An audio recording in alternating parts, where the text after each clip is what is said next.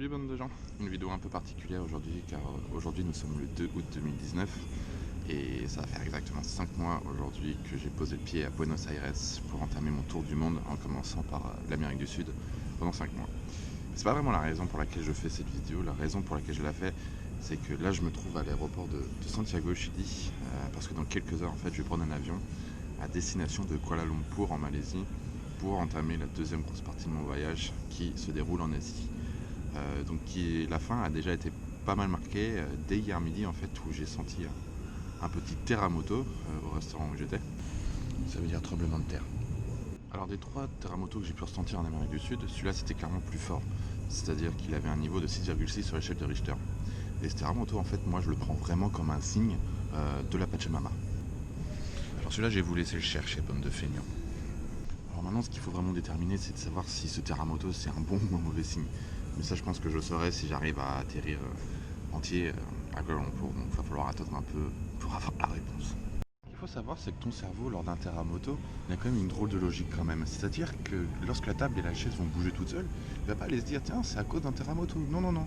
Il va analyser l'environnement et il va aller se dire tiens c'est le coup de vent provoqué par l'ouverture de la porte qui a provoqué ce tremblement. Ou alors c'est le coup de torchon très violent du serveur qui vient de passer à côté de ta table.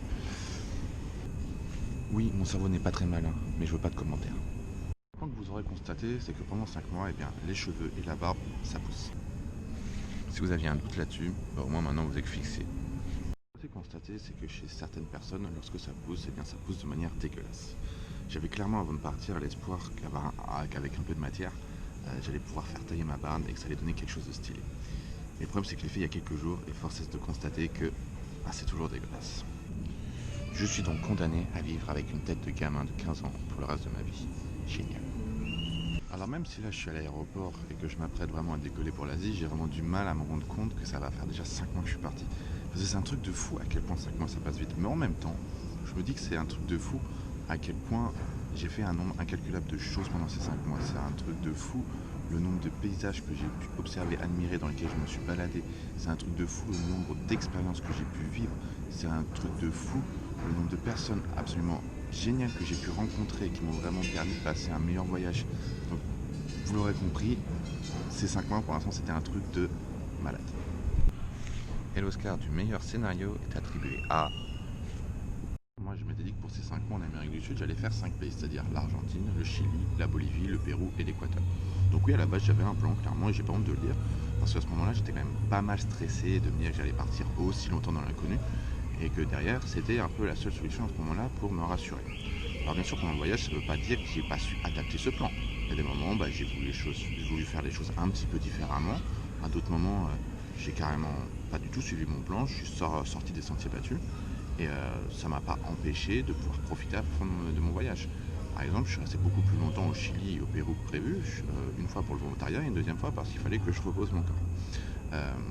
Donc voilà, après c'est pour ça que les gens qui vont te dire que un vrai voyageur c'est quelqu'un qui fait tout à l'arrache, qui fait pas de réservation pour les hôtels, qui fait que du stop ou qui achète à l'arrache ses tickets de bus. Ceux qui disent que c'est la seule vraie façon de voyager, moi je trouve ça un peu agaçant parce que clairement d'après ce que j'ai vu, pour moi il y a un type de voyage par voyageur. C'est-à-dire que chacun doit trouver sa propre façon de voyager. Et force est de constater que moi, j'ai jamais eu aucun problème au final à m'adapter. C'est-à-dire que moi aussi, je suis arrivé dans une ville sans réservation, moi aussi j'ai fait du stop, moi aussi j'ai acheté mon ticket de bus au dernier moment, et ça m'a pas empêché de profiter à fond de mon voyage. Et la question est maintenant, est-ce que j'aurais pu faire ça tout le temps? C'est pas vraiment ça, c'est plus est-ce que j'aurais voulu faire ça tout le temps? Clairement non, parce que c'est pas du tout ce qui me correspond, c'est pas du tout l'idée que je m'étais fait du voyage, de faire tout à l'arrache, parce que de un, c'est extrêmement fatigant, et que des fois pouvoir se poser, ça fait du bien. Donc oui, il est important de s'écouter, d'écouter son corps et sa tête, car pour moi c'est important de trouver la façon dont on veut voyager, et c'est ça le plus important. Voilà, c'était le coup de gueule de la vidéo, promis il n'y en a plus. C'est un peu ce mélange entre la planification et l'improvisation qui a fait que j'ai autant kiffé ces 5 mois en Amérique du Sud, parce qu'en fait toutes ces différentes expériences qui sont enchaînées, ça m'a permis en fait de prendre conscience de pas mal de choses, d'abord sur moi. C'est-à-dire que maintenant j'arrive un peu à voir là où je veux arriver, notamment pour la suite de mon voyage, c'est-à-dire, pour l'après, où je devrais revenir et commencer à faire quelque chose. Je commence à voir un peu vers où j'ai envie de me diriger. Alors bien sûr, j'ai clairement pas encore les réponses. Si je rentrais aujourd'hui, ça servirait clairement à rien parce que je ne serai pas beaucoup plus avancé. C'est pas parce qu'on voit la direction qu'on sait exactement ce qu'on veut faire au final. Et ce qui me fait encore plus me réjouir de ces 6 mois en Asie, c'est que je me dis, en plus du fait que je vais kiffer ce continent, ça je le sais déjà, c'est que de deux, je sais que je vais me diriger là où je veux aller, c'est-à-dire que je vais trouver les réponses, encore plus de réponses sur ce que je veux. Et là où j'en suis aujourd'hui, c'est que ces 5 premiers mois, en fait, ils m'ont déjà fait prendre conscience de l'homme de 28 ans que j'étais et m'ont fait accepter, c'est-à-dire que j'ai pris conscience que j'étais capable de faire pas mal de choses pendant le voyage, et aussi je me suis rendu compte que même avant, pendant les différents boulots que j'avais fait, j'étais déjà compétent.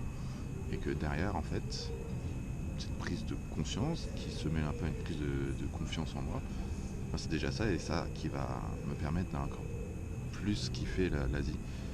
Et si je partais aujourd'hui, bah, je pense que ce serait vraiment dommage. Prise de conscience en moi qui s'est passée, c'est-à-dire que j'ai aussi une prise de conscience un peu sur le monde qui a commencé. Je suis passé dans des endroits, j'ai vu des paysages, j'ai vu des gens, j'ai vu des villes, des façons de vivre différentes que la mienne. Et tu te dis, en fait, les problèmes qu'on peut avoir chez nous, on se les crée quelque part parce qu'ils sont tellement loin. Quand tu te retrouves dans des paysages absolument magnifiques, il n'y a rien. Et du coup, ces problèmes, on se les crée vraiment. Donc, quelque part, je me dis qu'ils sont peut-être pas si importants que ça. Et que, voilà, il y a un truc qui va pas.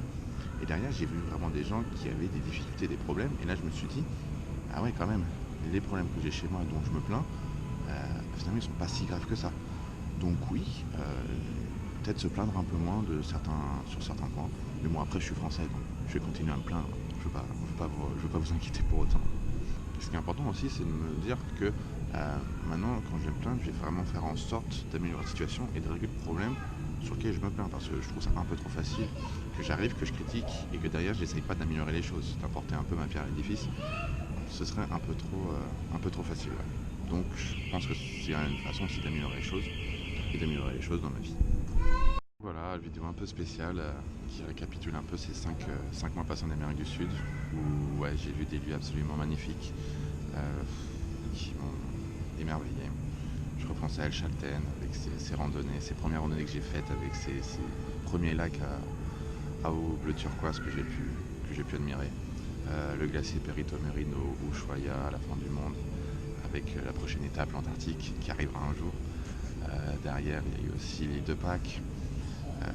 Le lever de soleil sur les Marius, c'est absolument grandiose. Taltal dans un autre sens, parce que j'ai rencontré des personnes tellement géniales avec ce volontariat et qui m'ont tellement fait voir les choses différemment.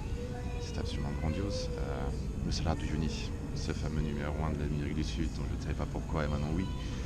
Cette couche d'eau sur le sel, lors du lever du soleil qui crée cette passerelle entre la terre et le ciel, c'est absolument grandiose. Ce trek dans la jungle en Bolivie, le Pérou avec le Machu Picchu, la cordillère des Andes avec cette tempête de neige, c'était absolument grandiose. C'est pas seulement les paysages qu'on observe, c'est aussi les personnes qu'on rencontre. Et là-dessus, j'ai été tellement chanceux parce que j'ai rencontré des personnes absolument extraordinaires qui m'ont permis de voir les choses différemment et de vraiment kiffer autrement mon voyage. Donc forcément, je commencerai par mes petits préférés, Richard and Alex. Guys, I'm gonna speak in English because I know French for you, Alex, it's a bit tough. Not for Richard, I know. But it was just amazing the 6 steps with you guys. It wouldn't have been the same without you.